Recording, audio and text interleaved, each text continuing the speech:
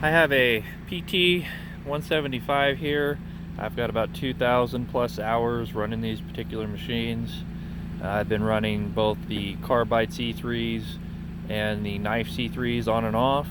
I typically like to run the carbides on the outside, where you're gonna hit the rocks more, the dirt's wicked out there more.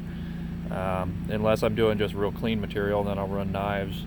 And then I run the knives in the center here. I believe I'm running 20 knives, somewhere in there right now. The knives definitely improve the production rates, especially when thinning heavier trees. These ones have some pretty heavy wear to them, but I've been down in the ground. I've been doing a lot of blackberries and in horse paddocks and stuff where they didn't want any stumps, going subsurface with it.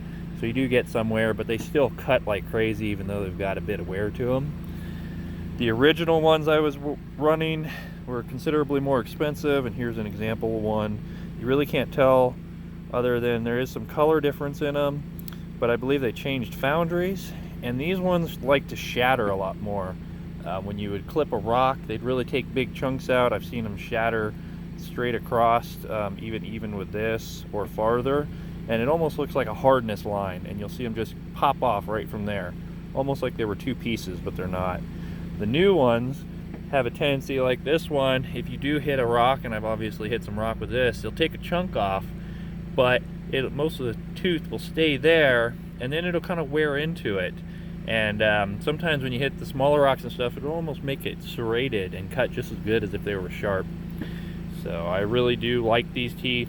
The price point has come down considerably on them to where it really makes it cost efficient to run these, even in areas you're going to get some pretty good wear.